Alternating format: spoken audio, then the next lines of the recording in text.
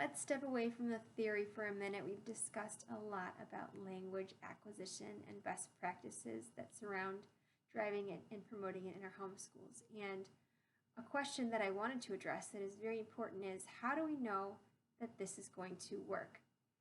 And I think this is a question that makes people anxious because it's a very big exercise in letting go.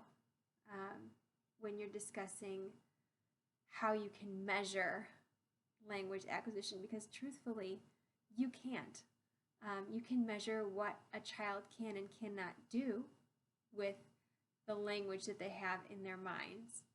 And this is a testament to the fact that language is practical as opposed to cut and dry informational.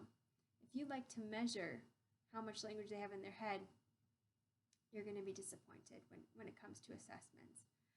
Because in the end, when you're a beginner, the most important thing is whether or not you can negotiate meaning. Can you listen and pick out words and understand based on what you see and hear, and then process it? That is the most important skill.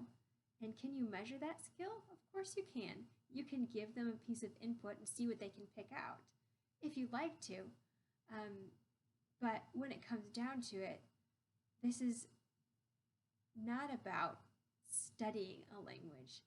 This is about being immersed in it and trying to learn something using it. And so if your child is motivated, they're excited, they are seeking out more input for themselves, that is going to be a greater indicator of their success than any sort of task success rate that you can throw out at them. So if you have any questions about the methods that we use at the Organic Language Project and how to measure them, we would be happy to discuss. But I thought I would send a quick message out there to you all because I'm very type A, and it was very hard for me in the beginning of my language acquisition journey to accept that perhaps I cannot